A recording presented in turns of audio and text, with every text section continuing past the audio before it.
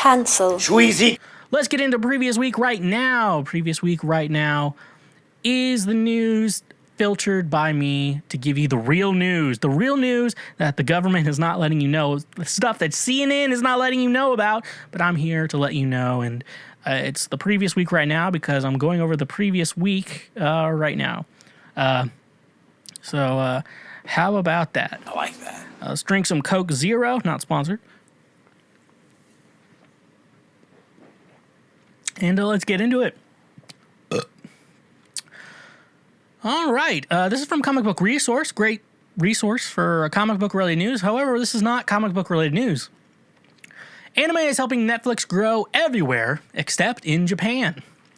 The recent focus that Netflix has given to producing anime series has paid off in nearly every country where the service is available, but it has been less successful in anime's country of origin, Japan. Netflix's worldwide popularity owes much to the international appeal of its programming, as reported by The Information. Japanese anime on Netflix has become a hit with subscribers in the Americas, with viewership of anime shows doubling in the US over the past year. However, viewers in Japan have been less receptive to watching these shows on Netflix, which has signed up only around 13% of Japan's broadband-equipped households. The primary cause of this appears to be a difference in cultural television viewing norms. Broadcast television is still more popular than streaming in Japan. The anime studios are more likely to uphold their loyalty to traditional broadcasters than to move towards streaming services. Fans of anime will therefore still find their favorites on TV without needing to subscribe to Netflix. Other leading streaming services such as Disney Plus and Amazon Prime Video continue to take part in the streaming wars with original content, but where anime is concerned, Netflix is also now competing with Sony's consolidation services of Crunchyroll and Funimation.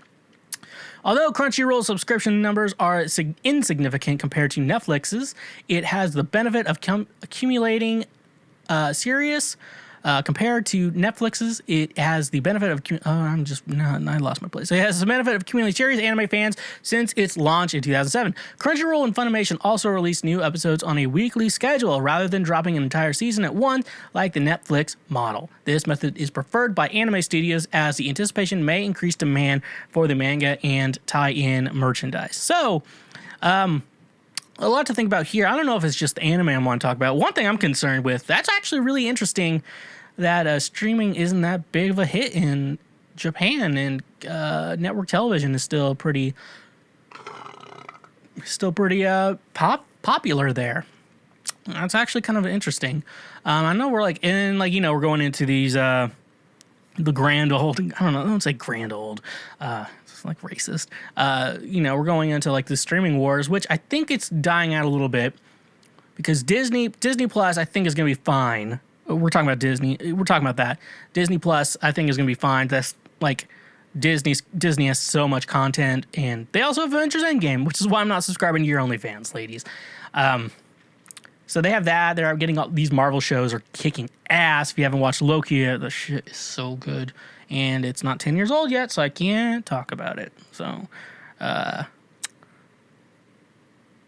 that's rough, buddy. There we go. I found it. But yeah, so that's weird. And then I guess they're talking, Crunchyroll. Isn't a lot of Crunchyroll content on HBO Max? Too. HBO Max can be fine as well. When they have the HBO content, they got like a lot of Warner Brothers shit. They're going to be fine. They're going to be just fine. I saw like they have a whole section for Crunchyroll. So I guess, and then I don't understand that streaming side of it because Crunchyroll, that's anime, but then they have Verve, which had a lot of like 90s cartoon content on it. But then there's also Paramount Plus, which is getting a lot of Nickelodeon content. And then, so is still on Verve? Is it still on Verve? Crunchyroll is just straight up anime. So, if that's the Japan's market still does that, that's good. But I don't know. The streaming wars are good. I just hopefully a lot of them stop existing because I think right now the streaming service I'm paying for right now, Netflix, Disney Plus, HBO Max, Hulu, and Discovery Plus. Now, Discovery Plus, That shit is has some of the best content on there, so I can't get rid of that. Hulu right now literally is just a Seinfeld thing for me. I'm literally paying and I got upgraded the ad free, so I'm literally paying Hulu just to watch Seinfeld. Which at this point I should just buy the series and then cancel Hulu because it's not. I don't know if it's worth it or not. HBO Max is worth it. Netflix is worth it. Disney Plus worth it. Yeah, this is making me really reconsider what the hell I'm doing with Hulu. And also, doesn't Disney own Hulu? Why don't they just consolidate it so I don't have to pay fucking 2 streaming services? Stop being stingy, Disney. Come on, Mark. Don't be stingy. Okay. Yeah, so that's a thing about there. But no, I actually did see a recent thing. I watched someone's YouTube video about how the weekly releases are better than Netflix's just drop the whole thing at once. Because it keeps you talking about it week to week. So with Loki right now, that's what I'm watching. Every week I'm watching the new episode. Then you find your friends did you watch the new episode of Loki yet? And they're like, yeah. And then you talk about it, and it's a lot of fun. And then the next week you do the same with and then when they just drop the entire season all at once, it's kind of like, hey, have you watched the entire season yet? No, okay. And then by the time someone else actually does get to the point where they actually can watch the entire season, then you don't give a fuck anymore. That's the logic behind it, which I actually think is very smart. So I do enjoy the weekly drops of shows, especially the ones you're really interested in. Like for me, the Marvel shows I'm really interested in. But then there's some shows that are doing it, and it's kind of like, I'm just gonna wait because I think iCarly's reboot. I'm gonna watch that shit, and I'm gonna talk about that shit. You bet your ass we're talking about that shit on this show. We're talking about that iCarly reunion because one time I was drunk. And it was when iCarly was on Amazon Instant, and I accidentally purchased season 4 of iCarly instead of just streaming it. And luckily I got a refund because they realized that I did not touch it. And yeah, so that was a funny story of me. That was my funniest drunk purchase, was season 4 of iCarly. So we're going to be watching that shit, folks. Don't think I'm not going to cover it. We're going to watch it, but I'm waiting for all the episodes to come out so I can just watch it all at once because I don't want to pay for a Paramount Plus subscription. That's just what I'm doing. So yeah, that's all. That's all I'm gonna have to say though. So with streaming services, I'm hoping the bad ones die down, minus Discovery Plus, because I'm wanting that to stay alive because just all of TLC's content available is just a dream for me. Okay, so I've been rambling on way too much. Let's move on to the next one. Oh, we got a Garth update, folks. I like that. No, more importantly. And I really like that. Okay, so we got a Garth update for everyone here. We're the number one news source for cancel Schweezy. The number one news. Jesus fucking Christ, can I talk? The number one news source for Garth Brooks related news, especially him being weird. So, gonna get my Garth voice getting ready here. Okay. Here we go. This is from Billboard. Garth Brooks on resuming his stadium tour safely. I think we're all learning. I like that. All right. All right. I'm still talking like Garth. No, okay. Now let's talk like me until I have to talk like Garth. As he heads back into full capacity stadiums next month, the country superstar talks responsibility above all else. If Garth Brooks had any qualms with his fans were ready to return to full stadiums to see the country titan in concert, his concerns were quickly allayed as he began putting tickets on sale for summer stadium shows. While many artists have postponed touring until the fall or 2022, Brooks is one of the first acts to return to stadiums at 100% capacity as COVID-19 restrictions lift across the country. On May 6th, Brooks sold more than 50,000 tickets in less than 30 minutes for his July 17th show at Salt Lake City's Rice Eccles Stadium. What? That's a dumb name for a stadium. That was quickly followed on May 21st by moving more than 86,000 tickets in 75 minutes for his August 14th, that's my birthday, show at Lincoln, Nebraska's Memorial Stadium. The first concert at the venue in 34 years. What? 34 years, okay. This Garth is the least weird thing about this article so far. This morning, June 10th, tickets for his August 7th Kansas City tour, that's where I'm going next week, shows at Geisha Field. Oh, Geisha, I didn't know it was called Geisha Field. I just thought Arrowhead Stadium went on sale.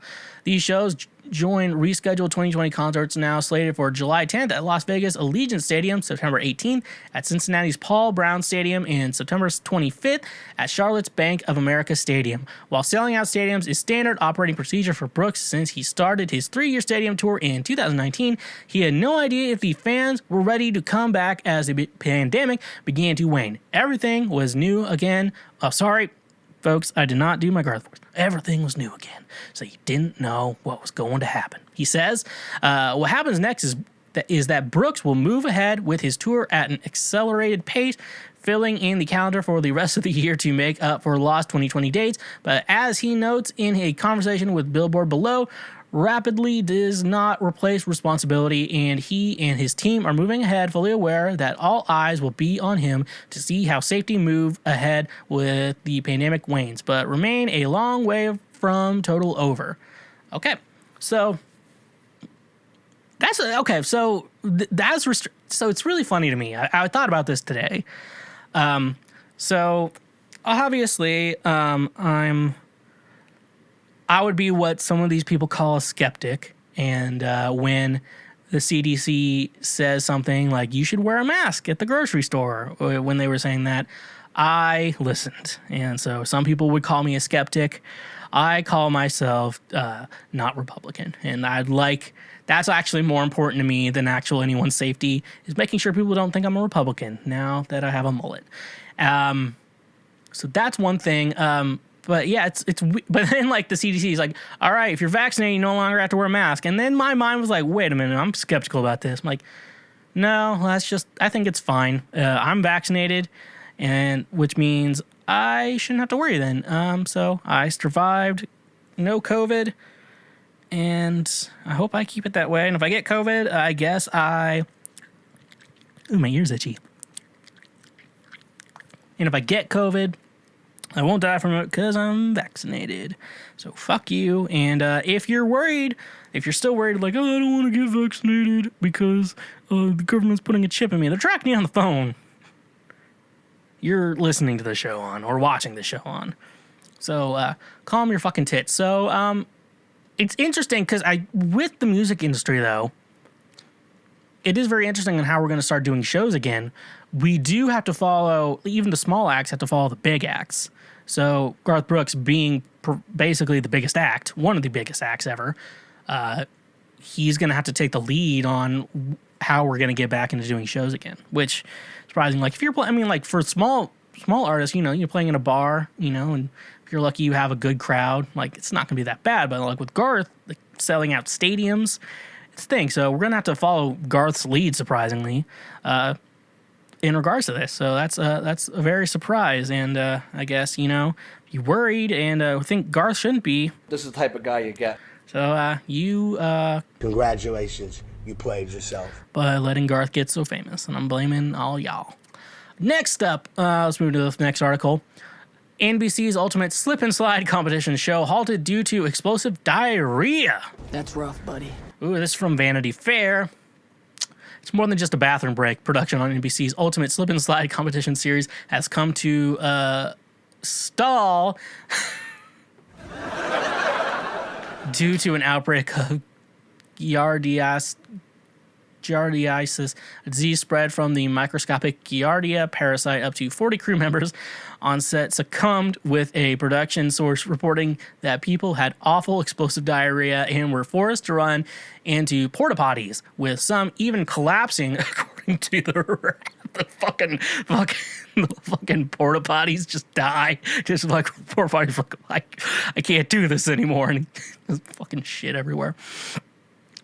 Ultimate Slip and Slide was announced in May as a post-Olympics 10-part series centered around the backyard playset from the Whammo company, in which a sprinkler or hose squirts on a rubber. Okay, I'm taking this out of context. Host squirts on a rubber mat that people glide upon. The show's hosts were set to be SNL's Bobby Moynihan and comedian Ron Funches. Funches is seen in Blackish and Drunk History and voices King Shark on Harley Quinn, the show. Both hosts are reportedly unaffected by the ailment. I like that. Okay. In an earlier announcement, NBC said the competition would involve pairs of siblings, best friends, couples, and co-workers competing in multiple rounds of games, including human pong, body bowling, cornhole, and bocce bach falling. I don't know how to say that. The two teams that make it to the final challenge will take on the Big Slipper, a multi-part slide meant for only the bravest and boldest players, as it determines who will earn the title of Slip and Slide Champion and take home the cash prize. According to the Center for Disease Control and Prevention, Giardia is a tiny parasite found on the surface or in soil, food, or water that has been contaminated with feces from infected people or animals. The Giardia parasite spreads easily and can spread from person to person or through contaminated water, food, surfaces, or objects. The most common way people get sick is by swallowing contaminated drinking water or recreational water. For example, lakes, rivers, or pools. The Mayo Clinic says the giardiasis, the disease spread by the parasite, is almost never fatal in industrialized countries, and lingering symptoms are mostly found in infants and children. TMZ's sources say that things initially shut down on June 2nd when the first case was made known, and that all the water areas, including sinks and water fountains, were tested and found negative. However, another positive test came back on Thursday. There was only 1 week left to go in the 8-week shoot. A spokesperson for Ultimate Slip and Slide told people that the health and safety of everyone on the set is our number one priority. The rep added that they are in the process of determining next steps in order to complete production. It's unclear if Ultimate Slip and Slide will regroup after things move forward smoothly or if the production has been flushed. All right. So, I don't think I have anything to say in regards to this article, folks. I don't have anything smart to say. But just some advice. I have not experienced this personally, but I'm just going to go with just whatever the hell is going on in my brain. If you're seeing brown on a water slide, a slip and slide, don't go down it, folks. If you're an optimist, you could say, well, it's just dirt, I'll be fine. But if you're a pessimist, you're going to say that is diarrhea, and that is brown, that is coming down the mountain when it comes. Don't go on it. That's going to be my best advice for you. If any of you could learn any lessons from me, I will tell you that you should not go down a slip and slide. That is brown, okay? If you want to question me... Pretty bold of you little fucks to assume that I'm not God. All right, let's move on to our last article, folks. Folks, we're going with our friends from over at Page 6 today. Another great article from Page 6. Angelina Jolie grabs a hot dog like a true New Yorker during family trip. Is this news? No, it is not.